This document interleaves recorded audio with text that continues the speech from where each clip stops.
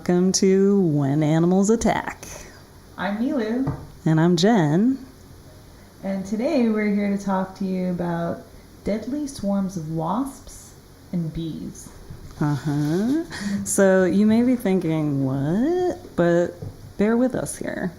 According to a recent article from Mother Nature News, truly classic, reliable source, but whatever, that's the title that I'm interested in. Bees are one of the 11 animals more likely to kill you than sharks.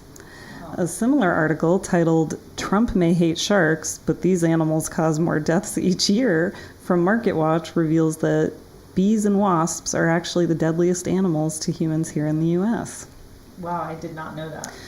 Yeah, I mean, I want to take a second to address that title because what? I guess Trump hates sharks. I wasn't aware of that either. Yeah, it's kind of random.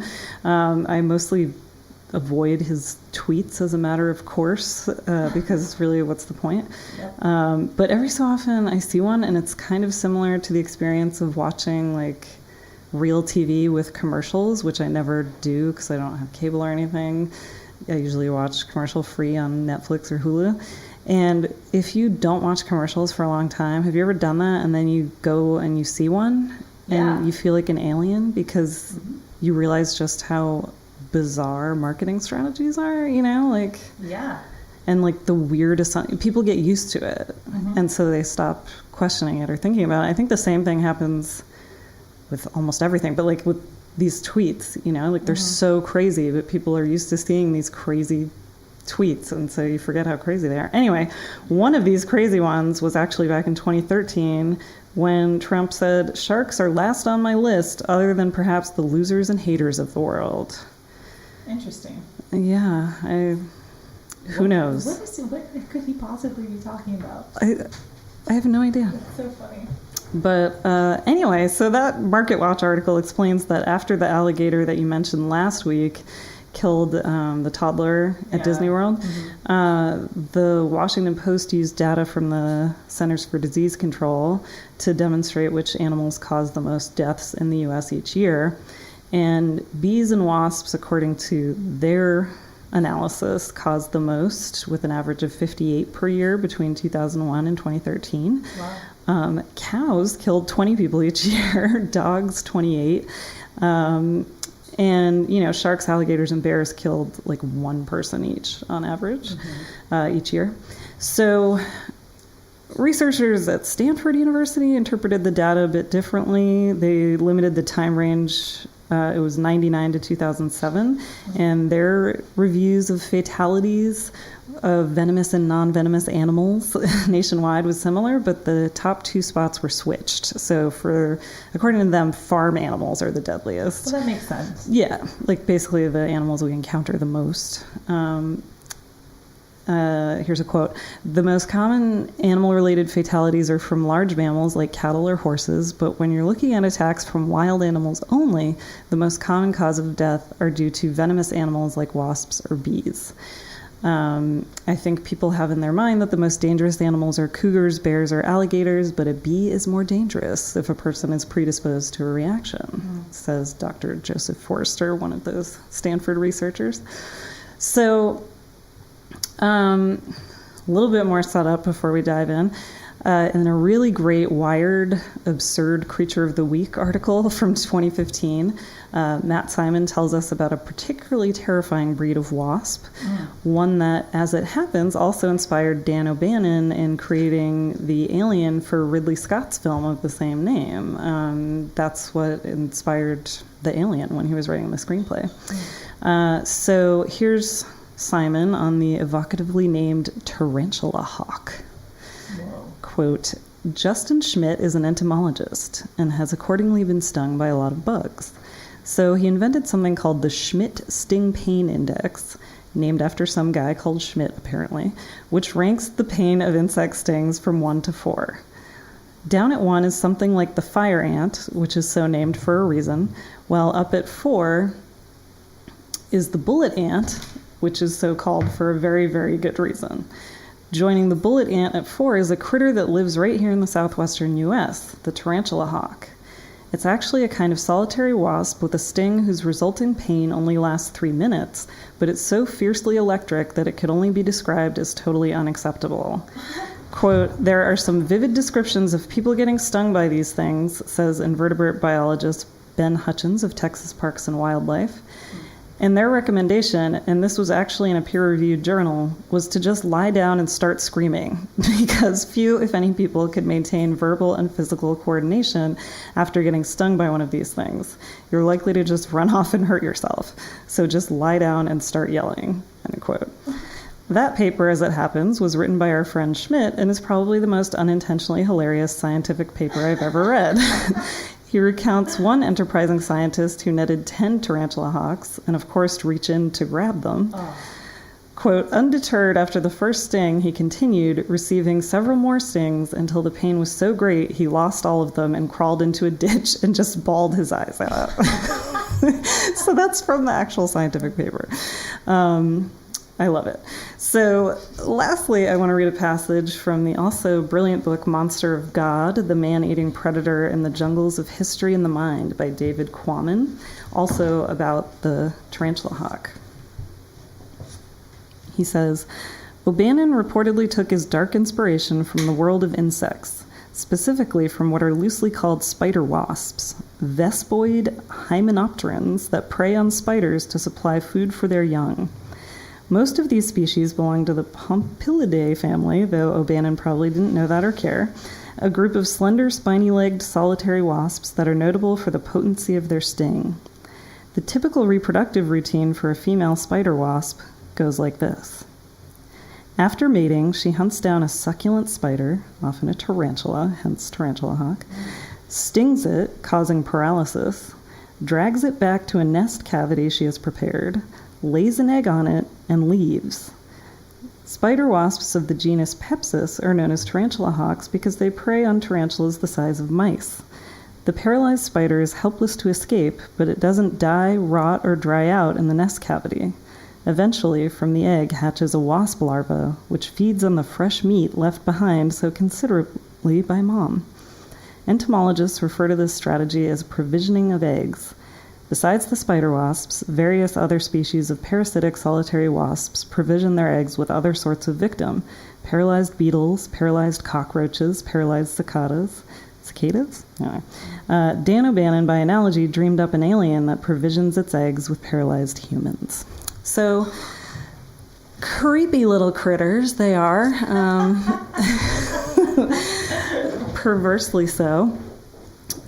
So yeah, there you have it. We would be remiss to do a podcast dedicated to animal attacks without addressing these flying monsters who rain death upon us from the air. Just kidding. Bees are really important. But the fact is, if you lie awake at night worrying about bears or sharks or alligators, as the 2016 CNN headline warns, you're worried about the wrong animal attack. But as I discovered when I went to research this topic, only one book of animal attack stories mentions insects at all. Documentaries and TV shows like I Was Prey don't touch on insects at all, with the exception of a couple of National Geographic programs that I found called Killer Bees and Hornets from Hell, both of which are pretty bad and sometimes offensive. But when you start looking at the stories that are out there, they're actually really horrifying. So I don't know why there isn't more interest in this or why it's not seen as more marketable. So here at When Animals Attack podcast, we are not going to continue this distressing trend of ignoring bees and wasps. Nilo, want to start us off with a few stories? Yeah, I've got a few short stories here. I'd like to start with one that's a little bit less distressing and then go to the one that is the most distressing. So I'm going to start off with one that happened in Texas to an 81-year-old man.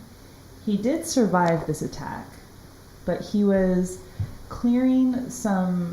just clearing his land, clearing some stuff on his property, and he says something interesting. He says he doesn't that he doesn't see I walk by faith and not by sight. I couldn't see hardly. The bees had done gotten my eyes and ears, said Mizell. That's his last name. His name is Thomas Mizell. So he was attacked by these bees. He disturbed their nest. He was stung about 125 times all over his face and head. And he was, it was like mid-morning, and his wife apparently had a strange feeling. So I think that aspect is actually kind of interesting. Yeah. And then the wife and the daughter came to his aid. For some unknown reason, and had he not had they not shown up sooner, it would have been like pretty bad news. He did survive this attack, which is amazing.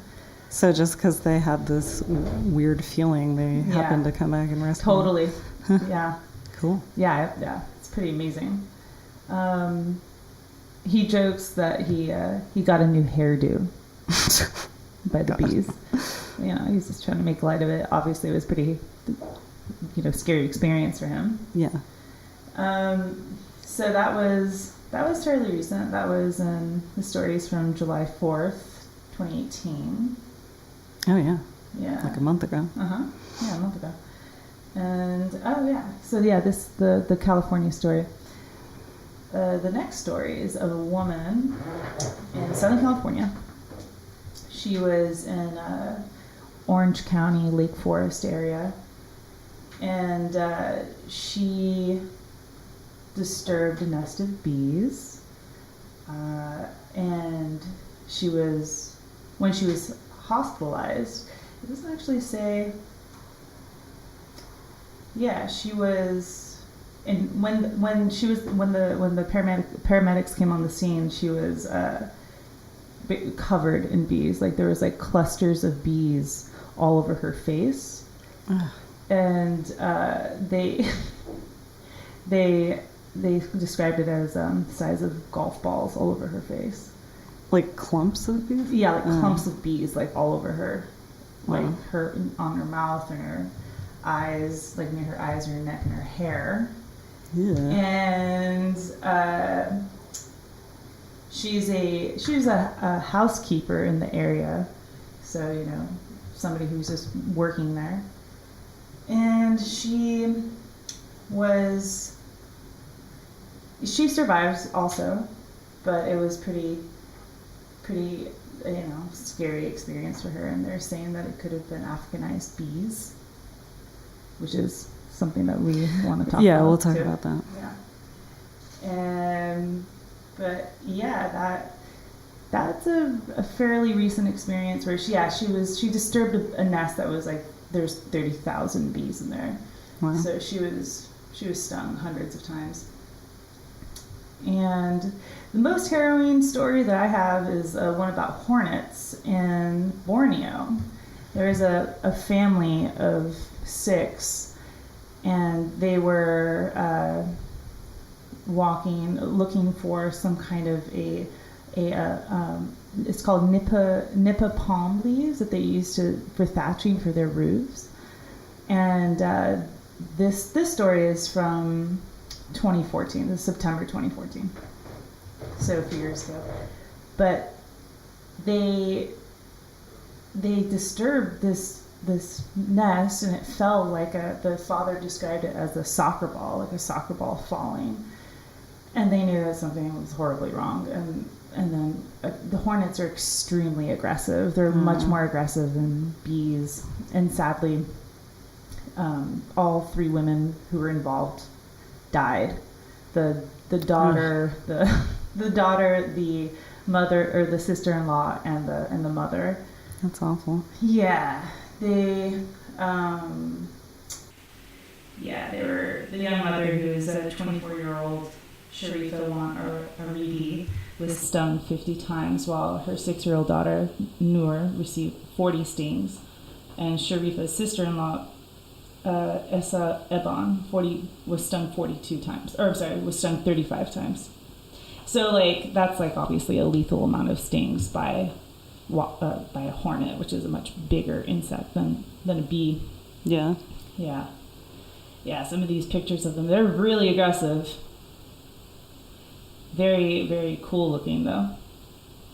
But yeah, and then the father was stung also, and the two sons. They survived. And this was in Borneo, so that's like, I just imagine Borneo just being like packed with different kinds of lethal animals, insects and animals, because it's such a warm climate. It's like a tropical climate. Yeah, definitely for bees and wasps, they prefer warmer climates, and so it absolutely is a bigger issue in warmer areas. Humidity maybe also has something to do with it. Yeah.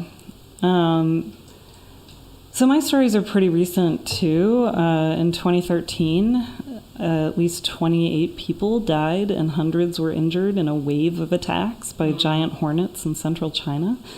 So, this isn't one discrete event. This is just a pattern.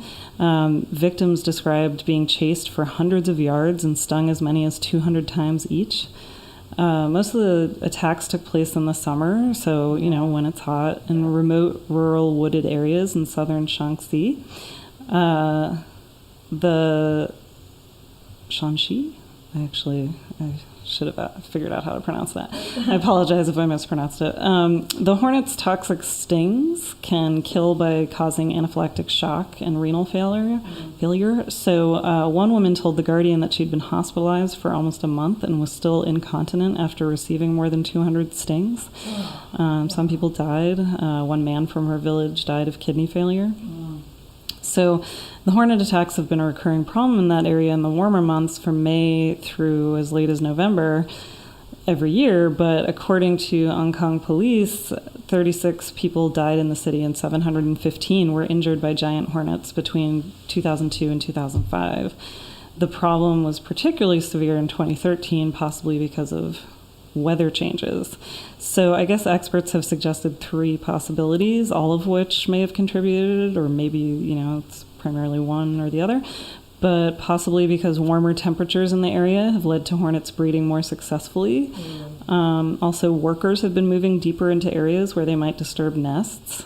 And interestingly, chemicals found in food and cosmetics that the hornets are apparently really sensitive to have become kind of more common. So that's one of the things I read that you can do to help avoid being attacked by hornets or wasps is not wear perfume or like smelly things because it irritates them. I have chemical sensitivities, so I can relate to that.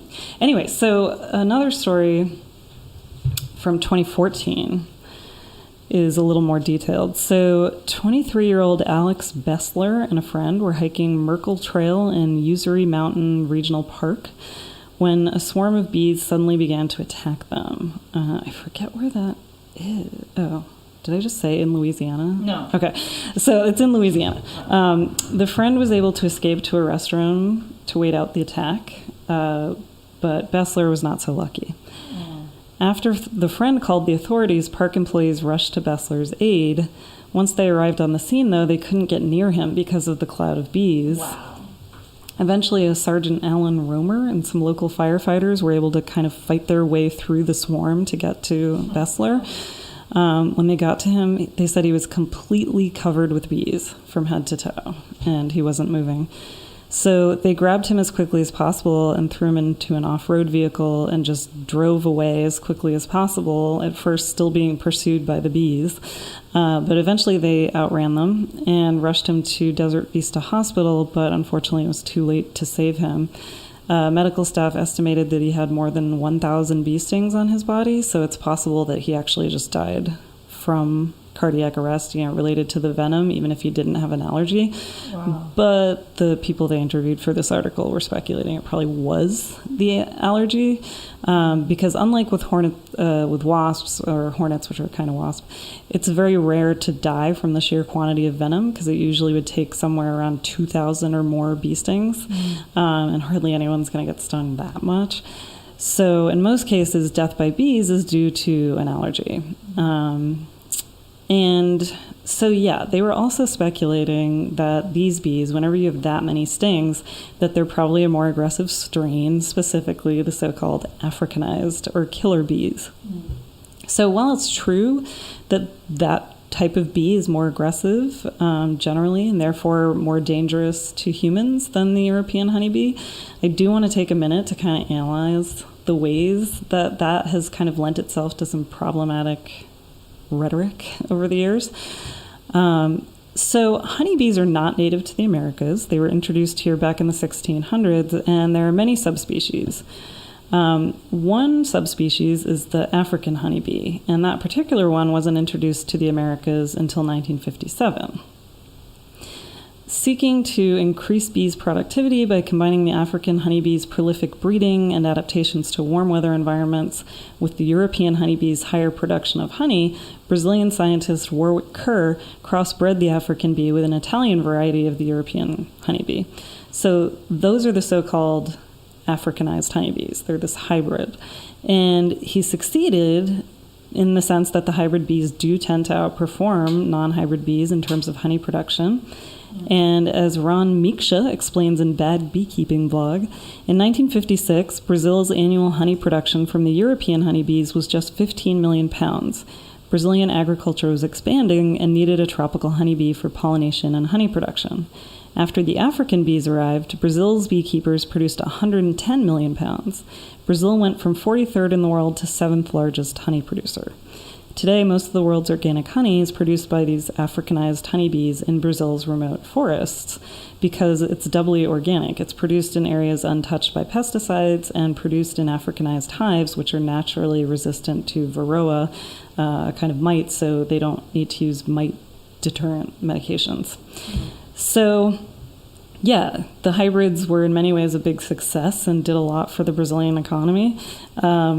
But in a story that could have inspired Jurassic Park, one of Kerr's assistants kicked off the killer bee hysteria by accidentally releasing the hybridized bees into the wilderness. Yeah. So from there, they've kind of gradually made their way north.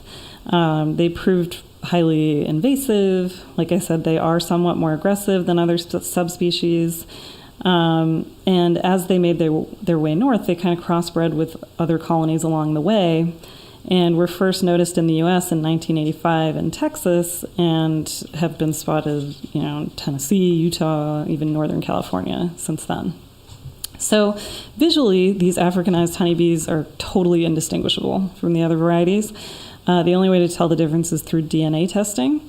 And neither is, the African bees nor the Africanized hybrids are more venomous than any other variety. So they're not, physically more dangerous. But they're more aggressive because they haven't been domesticated in the same way, and they just sort of developed different evolutionary strategies, I think. From what I was reading, and I'm not an expert, my PhD is in cinema and media studies, I'm not an entomologist, so huge disclaimer, but from what I could tell, it kind of seemed like a bit like some of the differences between grizzlies and black bears, where it's like grizzlies are more aggressive because they really adapted to have this fight response, whereas black bears have a flight response because they're better suited to climbing trees, they live in more woodland environments, and so it just sort of makes sense. It's not that grizzlies are meaner or worse. They just, that's their strategy for survival. And I think it's kind of similar. The African bees are more on the offense than the defense. So if you provoke them in any way, and then they won't do it unprovoked, but if they feel threatened, they will attack relentlessly. And they'll even abandon their hive and chase you down and, not stop stinging. So in that sense, they are, it is scarier to humans, but are the European honeybees just sort of, they will also defend the hive, but they do it from a more defensive stance where they stay near the hive and so on. So interestingly, despite the fact that occasionally they have killed people, mostly people who have allergies. And obviously it's got to be a super traumatic experience to be swarmed by any of these things, so I don't want to make light of that either. But they're not flying around looking for people to sting. They're not stinging people unprovoked. And more recently, some kind of scientists seem to believe that the Africanized bee might sort of save us in a way. So, Ooh, hear about that. Yeah, so I found this blog post called The Africanized Bee Myth on Root Simple. It explains that although the news media has exaggerated and sensationalized the behavioral differences between these subspecies, in fact, Africanized colonies have been living for years in walls, trees, and utility boxes of the warmer parts of North America without any human intervention. They have, through the process of natural selection, survived all the problems that have decimated the hives of commercial beekeepers. And I have no doubt that they will figure out how to deal with the small hive beetle, which is apparently an issue. Instead of demonizing Africanized colonies, we should see a possible answer to colony collapse disorder. As permaculturists like to say, in the problem is a solution. So basically, if you've followed the news, there has been a lot of fear over the last few years of bee populations declining. We've seen bee colonies collapsing, and that could have devastating consequences for ecosystems and for humankind, because they're really important to us because they pollinate the plants that make our food, So these bees seem to have some sort of like immunities and some sort of survival strategies that are helping them to survive the same things that are killing off the other bees. So I know recently bee populations have seemed to bounce back, and I don't know, maybe it's partly because we have these other bees mixing up the genetic pool, and I don't know, providing these adaptations. So, and also, like, they've recently found that the Africanized bees have become calmer and more domesticated as they've adapted to the new environments. So it's really not that they're like inherently more dangerous. It's just, different environments, different situations. So I honestly think some of the hysteria around killer bees reveals some implicit racism and xenophobia. The reporting on the bees, if you look at old news articles or broadcasts, just the language used sounds a lot like the language that's used to justify things like white flight. I heard this one broadcast that talked about the kinder, gentler European bees while describing the Africanized bees as possibly shacking up in the apartment next door. So, it's like creating this... it's anthropomorphizing them in this way that makes it seem like some unsavory element is moving into your neighborhood, know? And, I think all of these things are linked. We always somehow end up going off on a rant about like capitalism or race or gender or something, but human-animal encounters are inextricably tied to socioeconomic, environmental, and other political policies. And I think the language we use to talk about things can be really revealing and can have unintended consequences, just sort of contributing to the idea that everything African is scary and bad. And, that's not helpful. It's not helpful, nor is it true. Yeah. So do you have anything to add about any of that? Well, I did have a question for you. Yeah. Do you know if you're allergic to bees? I don't know. I've been stung by a yellowjacket, but that's a wasp. As far as I know, I've never been stung by a bee. Yeah, me either. So I have no idea. Yeah. We could both be allergic. We could both die if we got stung by a bee. Yeah, let's not test it out. I know. I mean, I'm outdoors all the time. I go camping all the time. Yeah. Come at me, bees. Actually, no, don't. don't just in case. Okay, so before we go into our movies, our movie recommendations, we are excited to share our very first real listener stories. So we have not one but two on theme for this week. And the first comes to us from Dawn Frattini. So let's listen to that now. In 2003. Start that over. She sent us an audio file, so she's not here with us in the studio. That's something that you all can do too. If any of you have animal attack stories, I'll repeat this again at the end because we really do want to hear from you. But you can email us a story for us to read, or you can send us an audio file, or you can actually like Skype in and talk to us. But yeah, it's whenanimalsattackpod@gmail.com. Okay, so here's Dawn. Hi, this is Dawn. The animal attack tale I have to share with you happened on August 9th in 2003. The previous fall, I had moved to Eureka in Northern California on the coast to take a teaching position at the College of the Redwoods. So I was relatively new to the area when one of my colleagues had heard that there were edible crawdads in a place called Ruth Lake, about a 2-hour drive to the southeast of Eureka. He, his wife, and their faithful dog were planning on making a day trip of it and invited me to join them. Let's call them Hank, Betty, and Patches. So Hank, Betty, Patches, and I packed a picnic and our swimsuits and headed off on a bright, beautiful Saturday morning to hunt crawdads. 2 hours or so later, we were at the lake, and it turned out Hank had no idea whatsoever as to where or how to find these crawdads. They were not at all visible to someone standing on the shore of that enormous, deep, dark lake. So we ate our lunch, we went for a swim, we put our shorts and t-shirts back on, and then we debated what to do. Betty was all for going home, but Hank did not want to give up before asking for local advice. So he made me go into a bait and tackle shop to inquire. This old fisherman behind the counter told me we were too late and that the crawdads in the lake were all gone, but he directed me to go to the end of the highway and then follow an access road, then a dirt road, to a spot where a creek came into the Trinity River. He said it was a beautiful spot and that the locals used it as a swimming hole, and there might still be crawdads there. So that's what we did. Over an hour later, we were in one of the most beautiful places I've ever seen. It was shady and full of ferns and flowers, with a creek babbling into an eddy in the river. Perfect for swimming, even though the water was very, very cold. We parked the car a short distance from the riverbank and got out. One of the shallow banks of the river was littered with crawdad tails, so we figured there had been a recent raccoon feast. We went around to a deeper, rockier bank, hoping to find crawdads, and carefully climbing over slippery boulders to look into the water. Patches and I happened to get out onto some rocks that hung over a little pool, while Hank and Betty were still further back. Patches and I looked down into the water, and then we looked at each other as if to say, "Do you see what I see?"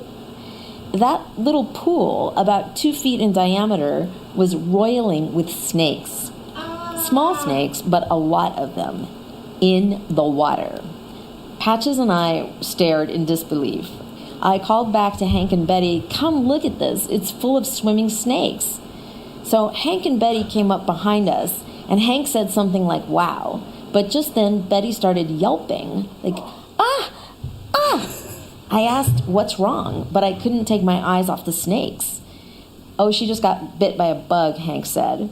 But Betty kept on yelping, and then Patches started yelping.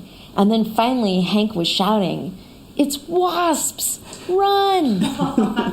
I barely saw them turn and run back toward the car, which was down a path. And then that horrible, angry buzzing was all around me. I looked at the water and in a split second calculated that I would not be able to jump out past those snakes. And the snakes were absolutely in a frenzy. And what the hell kind of scary yellow-striped snake does that anyway? So I made an instantaneous decision to run back to the car too. That was a huge mistake. The yellowjacket's nest was somewhere in the rocks further back. Hank and Betty had upset it when they came up behind me, so in running toward the car, I actually ran toward the nest and into the thickest, angriest mob of those yellowjackets. Patches ran with me, and his screams were absolutely heartbreaking. Almost everyone has a dream of being attacked by bugs of some kind. I assure you, it is every bit as awful as your nightmares, times 20. The thing about yellowjackets is, unlike honeybees, they don't die after they sting, and they can sting you multiple times. I could feel it very distinctly, dozens of their teeny hypodermic stingers jackhammering poison into me. They grabbed and held on all over me, even though I swatted at them as I ran. They were completely indestructible. They held on to my hair and stung me in my scalp. They held on to my t-shirt and stung me right through it. When I swatted at my torso, they stung me in the face. When I covered my face, they crawled into my bra. They were in my jelly shoes, stinging my toes through the holes. I could feel the poison coursing under my skin, and it burned, like really burned, and made my muscles feel like lead. Man. I could barely hear Hank and Betty over all of the buzzing, yelling at me, "We're over here, we're over here." I honestly thought I wouldn't make it to them, but then I finally saw them through my fingers. They spread a towel on the ground and were armed with more towels to beat the yellow jackets off me. I actually had to yank my t-shirt off over my head because it was full of them while I was running, and then I dove head first onto the towel, and Hank and Betty beat the rest of the yellow jackets off me. Of course, way out there, an hour off any marked road, there was no cell phone reception, and we were at least 3 hours away from any hospital. They put me in the front seat so I could recline, and I promptly went into shock. We had to alternate covering me with ice packs from the cooler when I got hot and piles of towels when I got the shivers. When you're in shock, your bladder and your bowels give up, so I had to keep making Betty pull over for potty stops too, which was the most humiliating part. Poor Patches kept having phantom yellow jackets buzzing around him and yelping from time to time. We finally got back to civilization 4 hours later, and by then I felt much better, so I just went home. My normally unflappable cat was absolutely terrified when he saw me. I counted the stinger spots, the ones that I could see, and I had over 80 on me that I knew that I could find. Calculating that each yellow jacket had stung me an average of 3 times, some stung more, some less, I figured I'd been stung about 240 times, maybe more. I read online to make a paste out of baking soda and water, so I did that and covered myself in it. I woke up really early the next morning and it itched so bad. I ran to the shower to get it off me, but I had no water. None. I tried all the sinks, no water at all. And then I heard actual jackhammers outside at 7 a.m. on a Sunday morning. The city had forgotten to notify those of us who lived in the commercial district that they were turning off the water for the day. But I survived using drinking water to bathe myself, and I looked really scary for about a week. First you get really swollen, and then gravity starts to pull the poison down, and it looks like you're actually melting, and you think you will never, ever not look scary again. But the moral of my story is this: always choose the snakes. Always. It turns out those were harmless garter snakes. Oh my God. I learned years later that garter snakes form slithering orgies called mating balls, and that is what I saw. You can find a lot of video of garter snake mating balls on YouTube. I have yet to find a video of a mating ball in the water, but I swear that is exactly what I witnessed. Freaky, yes. Dangerous, not at all. Man, that is a truly epic story. Yes, that is absolutely terrifying. Her face was melting. Yeah. As it was like getting better, supposedly. That's Yeah, I love the description. It's so evocative. You can tell Dawn's creative writing background is coming through there. Yeah, that story has it all. A brush with death, because you don't, I mean, some people die of 200 wasp stings, maybe not yellow jackets, but that's a lot of venom. Enough to have her go into shock. Even snake orgies in the story. There's so many different so elements. much going on. What's a crawdad? I didn't catch that. Aren't they little like shrimpy things? They might be. That's what it seems I like. think they're like little shrimps. So anyway, Well, they're part of it. We'll too. ask Dawn later. Killer shrimps. Yeah. So thank you, Dawn. I'd actually heard that story before because Dawn and I go way back. So I asked her if she'd contribute to this episode.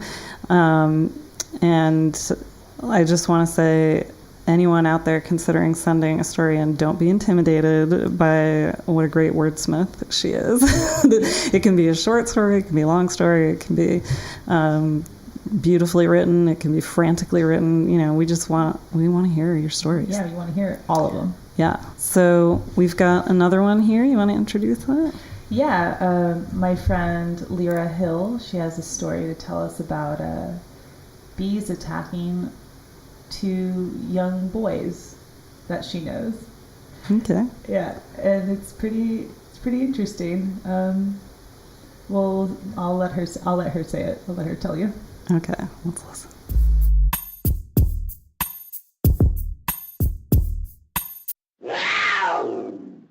Okay, here's the story. Hello, my name is Lyra, and I remember something that didn't happen to me, but I was told it from a young age. My brother, as a child, my brother Bowen, before I was born, he and his friend Corey were running around outside close to the beehives that my dad kept out back.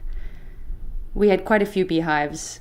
My mom liked to have a few, but my dad had wanted a lot more, so they had compromised on a medium amount. Anyway, I think my dad was back there tending to the bees in his beekeeper uniform. You know, he'd have all the mesh over his face. He'd have the big billows, the smoke billows.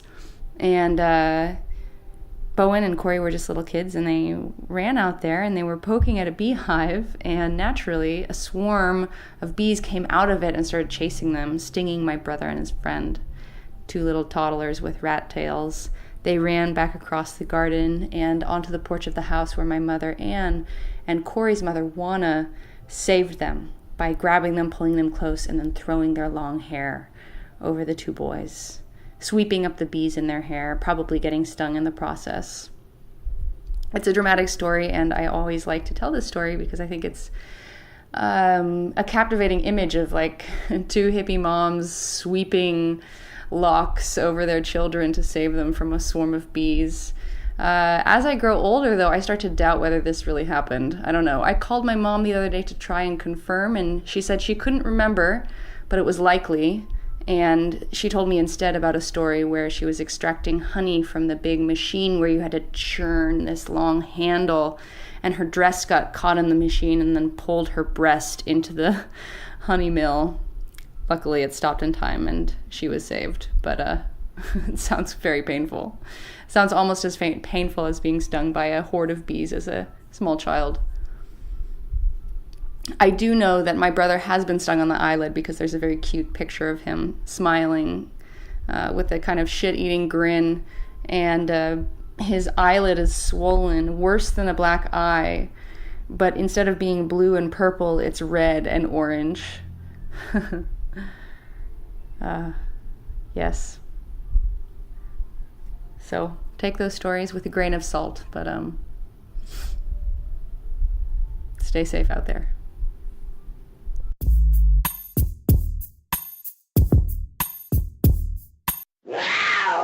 Okay, wow. Well, that one's a lot more lighthearted. Fortunately, no one with melting faces. Yeah.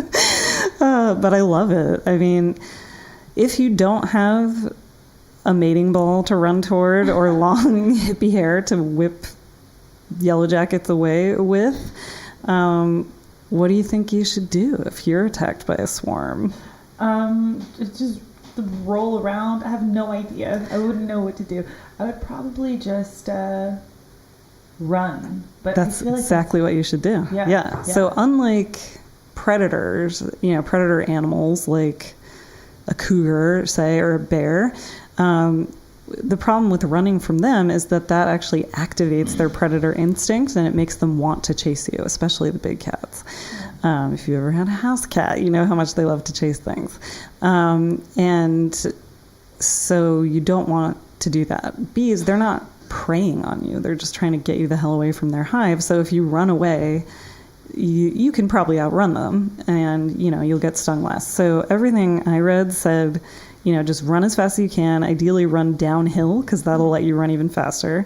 The insects are always most dangerous right near their colony, because that's what they're trying to protect. So once you get even 100 yards away, the risk of serious injury or death decreases dramatically.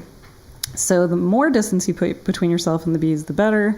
And experts also advise that you try to cover your mouth, nose, and eyes, just leaving a small slit to see where you're going.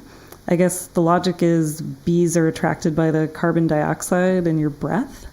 And if you're stung in the eyes, obviously you could be blinded, at least temporarily. So, you want to kind of protect your face, maybe even pull a t-shirt over your face to avoid inhaling or swallowing them. But whatever you do, don't play dead. It's not a bear.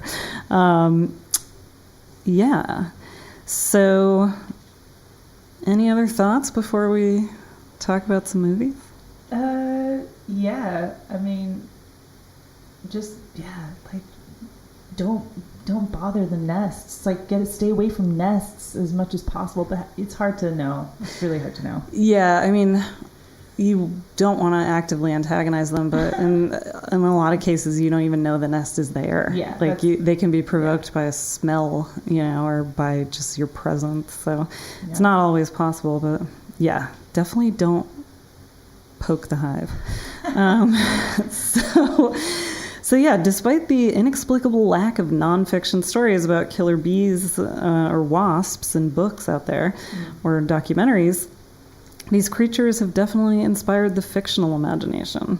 There are many films you could choose from 1959's The Wasp Woman to the ABC movie of the week, Killer Bees from 1974, starring Gloria Swanson, to the very recent Tsunami, a sci-fi original film that I would not necessarily suggest watching without herbal refreshments or something.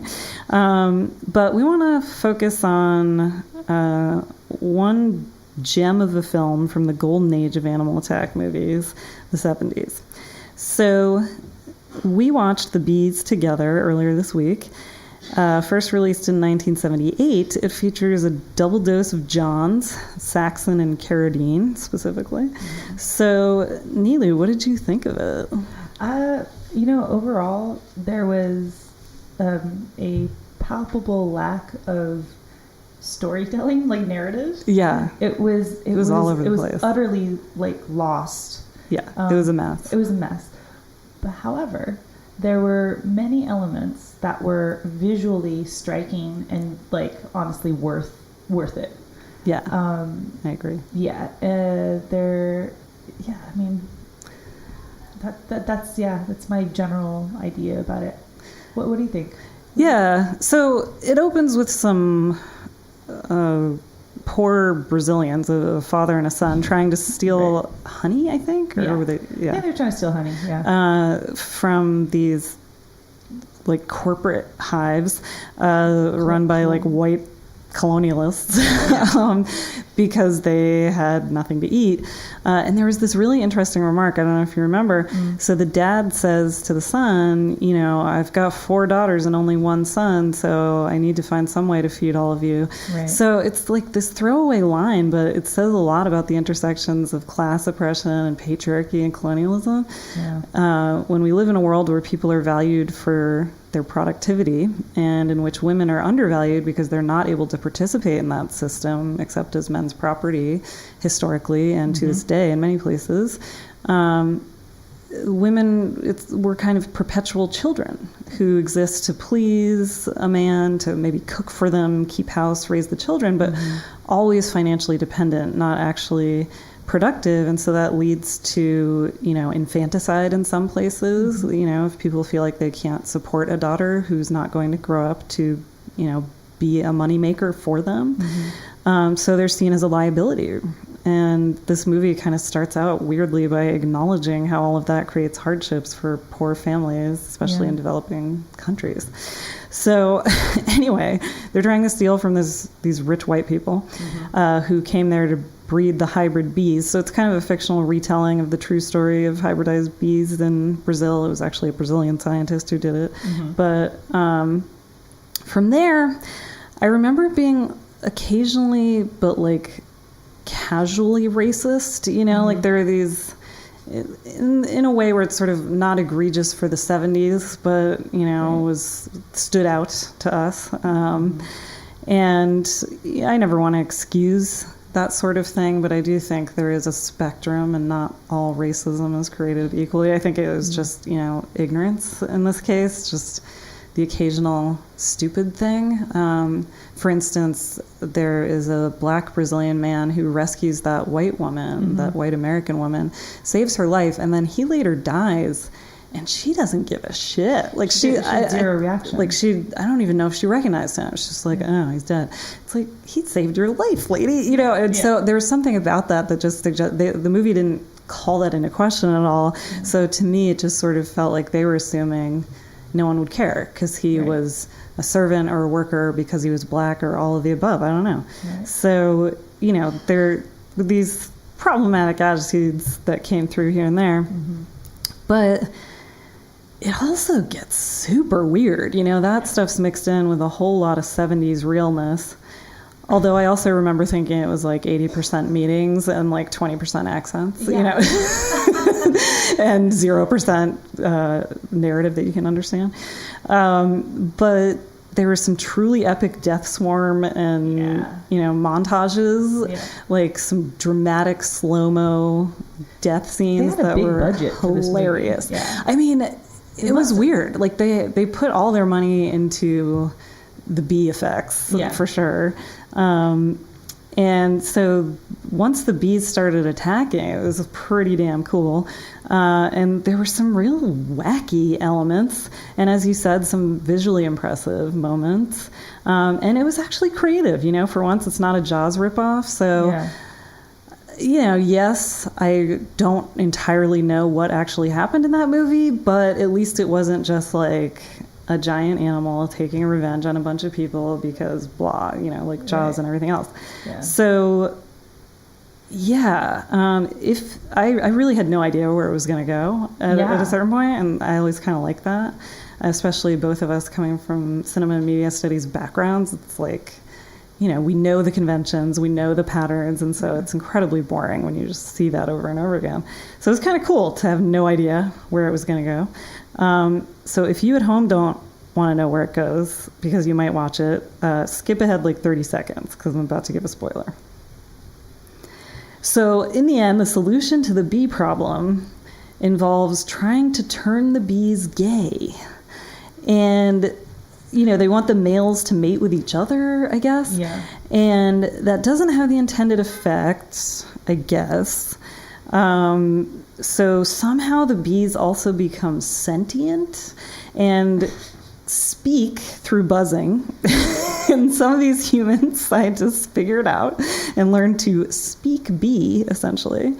Meanwhile, these sentient bees collectively resist human domination of the world and make some sort of ultimatum, though their demands are left vague. It's not clear what they're demanding, except that they want to be able to share sovereignty over the earth with humans.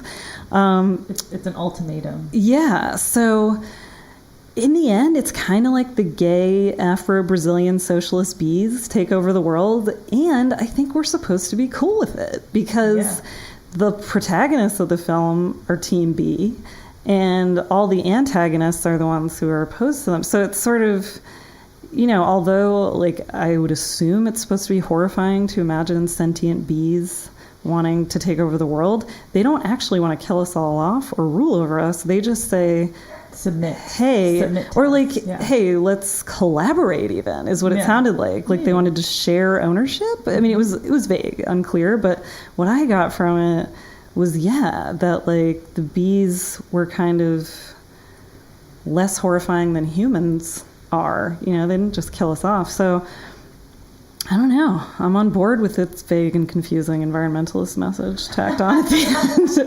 end. There's something I just love, something so earnest about 70s horror and 70s animal horror in particular. For me, the animals often stand in for every other marginalized group that gets kicked around by the elites and the privileged of the world. They fight back, and that's terrifying, or at least it's supposed to be, but kind of ultimately in the best ones, we see that humans kind of deserve it for having, overstepped our bounds. So, I assume the end is supposed to be horrific, the idea that we have to share our supposed ownership over the world with these sentient killer bees. But honestly, the bees are pretty reasonable, at least seemingly. Yeah. They consult us, at least. And they're concerned with the communal good of the bees and the humans and the planet, which is more than I can say for many humans. So, I think it's ambiguous, but the reason many misfits, such as myself, like horror so much is because there's something empowering about embracing that which our culture deems horrific and monstrous and trashy and worthless and evil. Those terms have been applied to women and queer folks and people of color and people with disabilities and poor folks and, all sorts of marginalized people. So there can be a pleasure in kind of watching those misfits wreak their vengeance, even when they are depicted just as monsters. But here, I felt like they kind of literalized it by making the bees gay, first of all. And then in the end, I don't think they really were the monsters. It felt more like the return of the colonial oppressed, the rich, straight, white American venture capitalists were kind of getting their just desserts after trying to monetize nature in the so-called third world. So in the end, I really liked it. Yeah, I loved it for that. So many of these films are similar, like in that sense where they really are, purveyors of good in a way. Yeah. I mean, if we're gonna, Or it's just about nature fighting back, not being willing to take it anymore. Mm-hmm. And those of us who care about the earth like that. Yeah. Vinegar Syndrome remastered it, so they have a pretty gorgeous Blu-ray that you can get. So last night I actually watched another movie. 1978 was apparently a big year for bee hysteria because it also saw the release of The Swarm, starring Michael Caine and directed by Irwin Allen, the disaster movie schlock master. Michael Caine is less of a creeper in this one than he was in Jaws the Revenge, but he is very angry, and there is a lot of dick swinging. Not literal, but like there's so much yelling.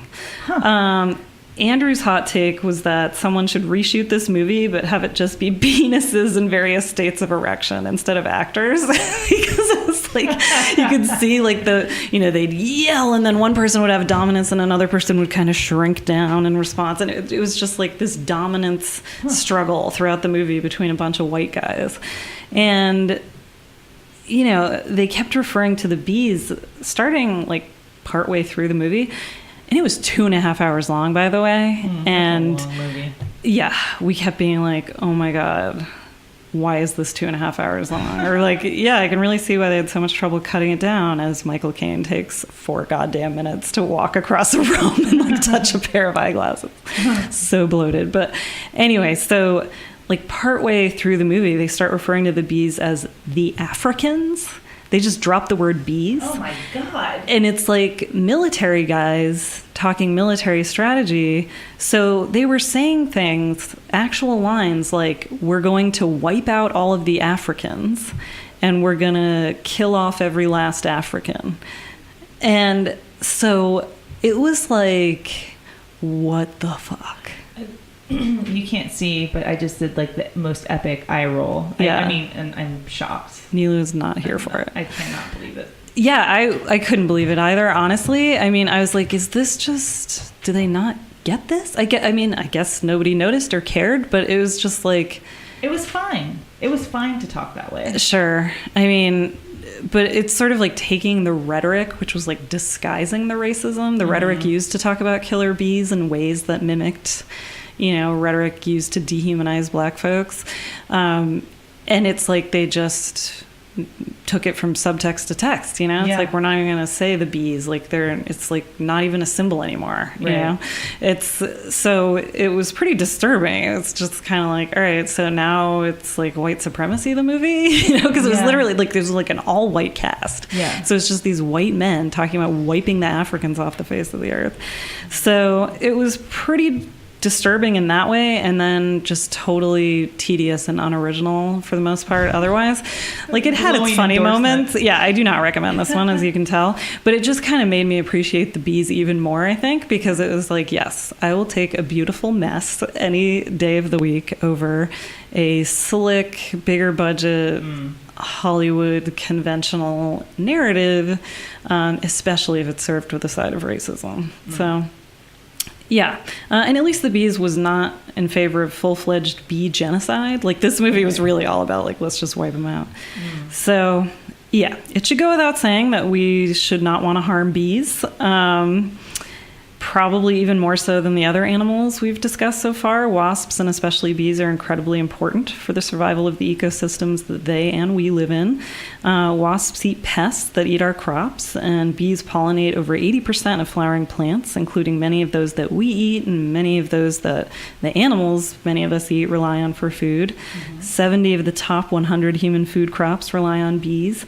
So that means most of the world's agriculture would come to a standstill if, bees weren't there. So definitely pro-bee here at When Animals Attack. Yes. We're pro-animals always. Like, I love all of the animals we've talked about so far. Including the gators, even them. Yeah, I love a gator. Pro-wasps even. They're definitely a little scarier. Pro-wasp, but not wasps, capital letters. Yeah, the swarm should have been called the wasps, am I right? Because they're just it's like a bunch of wasps bitching about bees. Anyway. White Anglo-Saxon Protestants. Yeah, in case anyone doesn't know what the hell we're talking about. So, anything to add before we wrap up, Nilo? No, I think I'm good. Just be careful, Yeah, so I actually want to end with a couple of brief corrections. Like I said, neither of us is an expert in zoology or entomology or any relevant field. So if we do ever get things wrong and if you are an expert, by all means, we'd love to hear from you about that too. We don't want to spread misinformation. Absolutely. So I want to correct myself. It's not, a mistake per se, but after listening to our last episode, this was a mistake. So after listening to our last episode, I was talking about Alligator, the movie, and referred to the police violence in Chicago that resulted from the Democratic National Convention. But I think I just said something confusing about a police shooting at the DNC convention or something, which is just, I was listening to it and I was like, what was I talking about? So just to clarify, there wasn't a police shooting at the DNC. There, in 1968. It was just the violence that kind of cropped up from police, but it wasn't a shooting after and as a result of the DNC. But anyway, I also want to correct at least my attitude, I'll let you speak for yourself, toward Tommy Woodward, the guy who became a national punchline. We weren't the first to laugh at his death, and I'm sure we won't be the last, but after reading a BuzzFeed article, which was actually, how sometimes they do, legit reporting. Yeah. This was one of those good BuzzFeed articles that revealed how the collective laughter has hurt his family. And one thing I didn't know is that he kind of saved someone when he died. Like, his friend had jumped in the water too, and she was coming to help him, and he said, "No, get out of the water." Yeah. So, I feel he's a human, and he had people who loved him. And in the abstract, if you don't think about his friends and family, the fact that a life was lost, it is funny. It's too perfect. It's so on the nose. You wouldn't believe it if you saw it in a movie. But the fact is, a life was lost, and people did care about him. And he didn't deserve to die that way just because he drunkenly made a stupid choice. We've all made stupid choices. And like I said last time, most of us just haven't had to pay the ultimate price for them. So I do want to apologize to his loved ones. I'm sure none of them are actually listening to this, but just in case, I don't want to compound anyone's pain. And, I don't want to speak for you, Nilo, but I guess for me, the reason I wanted to laugh at it is that it felt like poetic justice, not against that one man. I have nothing against him, but the phrase, "fuck that gator," just seems so representative of humanity's relationship to the natural world. And, the arrogance of a man saying, "fuck that gator," and jumping into the river after 3 separate women warned him not to do it. And that article revealed actually 3 women, and there was a bartender, his friend, and someone else. It's just too emblematic of the attitudes that especially European colonizers brought with them to the Americas, and that continue to dictate our environmental policies to this day in too many ways. So assuming human lives are inherently worth more than animals' lives, that humans are better than animals, that it's our manifest destiny, if you will, to tame and govern the natural world, that it's right and fair to eradicate most of an animal's natural habitat and to hunt it nearly to extinction just for sport, or for revenge, or as a kind of preemptive strike. fuck that gator indeed. So, to paraphrase the quote that's often misattributed to Stalin, if one man dies, it's a tragedy. If a million die, it's a statistic. And I think that's our attitude in general, humanities, toward animals and each other too much of the time. So I am sorry that man died, and I'm sorry to have laughed at it. But I think we were absolutely correct to critique the attitude more broadly that was represented by the idea of fuck that gator. You know, the lack of respect for wild animals and for the natural environments that we live in. Yeah, I mean, I absolutely agree with everything you just said. Like, it's too good of a story to not bring up in this context. And of course, you know, it is a tragedy when somebody dies. We're not, you know, laughing or mocking that. But yeah, that's really relevant. We need to think about that when it comes to our relationship to nature and our policies.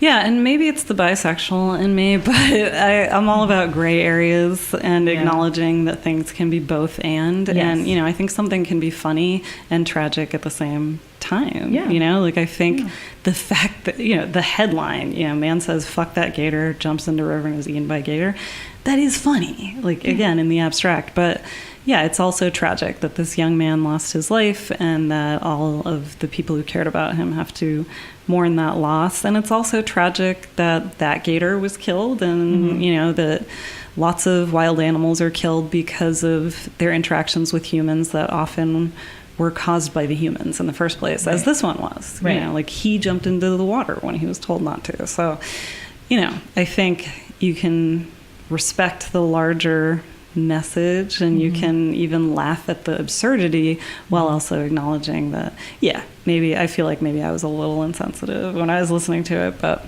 well, I mean, you know. I don't know. I mean, well, you're clearly a very sensitive person, so that's wonderful, and thank you.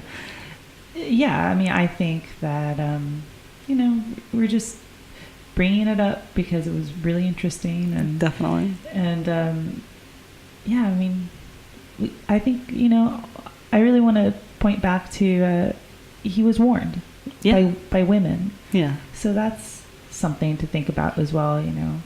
Yeah, I do think there are lessons in there, you know, that you, like we even talked about it last time, that you can, at the same time, say, I don't want to blame the victim, but I do want to give people strategies moving forward. You know, it's sort of like in rape culture, we're so often taught, don't wear a short skirt, don't walk home alone at night, you know, don't do, the onus is put on to the people who could become victims, which is usually women and trans folks and non-binary people. So, you know, the onus is put on us, and that's not fair. And it leads to a kind of victim-blaming attitude where you actually have judges telling women who are victims of rape, why didn't you close your legs? You know, that actually happened last year in a court in Canada, Wow. The judge was removed from the bench subsequently, but yeah, you know, that kind of attitude is still out there, and it's really toxic and really dangerous. Yeah. What we should be teaching men and people everywhere not to rape, obviously. But at the same time, that doesn't mean you don't want to give people strategies for trying to protect themselves. You know, you have to kind of walk that line. So, random tangent, but yeah, I think that's what we were trying to do, is walk that line, you know, not necessarily blame any victims, but also get people to think about our attitudes and how they can lead to bad situations. So let's end on a high note. There's one other thing that is not a correction, but I forgot to mention it last week because I came across a story that ties together both of the animals we talked about in our first episode. Apparently, this was decades ago, I think in the 70s, two men were fishing on Lake Kijarvi. I have no idea how to pronounce that. Kijarvi, which is about 250 miles north of Helsinki, when all of a sudden a grizzly bear leaped into the water and began to swim after their boat. So the men were alarmed, weren't really sure what to do, until a swan, of all things, swooped down from the heavens and began to attack the bear, using its beak to peck at the bear's head. No one knows why this winged rescue occurred, but it succeeded in deterring the bear and driving it out of the water. so that by the time the fisherman's friends had arrived on the scene in a vehicle, the bear had disappeared into the forest. Maybe it wasn't the 70s, but they called their friends. Apologies. This is from a book, and I just couldn't find the details, but it's so funny. Yeah, how great is that? Bear versus swan. Why did that happen? Who knows? Well, I mean, it's funny that, I guess the swans are pretty aggressive, they can be They scary, are. It's true, but Yeah. why would it attack that bear, It pissed him off. It's so out there. I'm sure, it was something totally random and unrelated, but if it were me in that boat, I would have been like, oh my God. I would probably I might become religious. Pray to swans. Yeah, that was sent by some divine force. Anyway, so if you have an animal attack story, again, we want to hear it. We promise it doesn't have to be as fabulous as the stories we had this week, although it's awesome if it is. And it doesn't have to be as harrowing as Dawn's. Right. We can have lighthearted ones like Lyra's as well. Mm-hmm. So we want whatever you've got. Email them to us at whenanimalsattackpod@gmail.com, or hit us up on Instagram at whenanimalsattackpodcast, or Twitter at animalattackpod. Until next time, stay safe out there. And don't poke the hive. Bye. Bye, guys.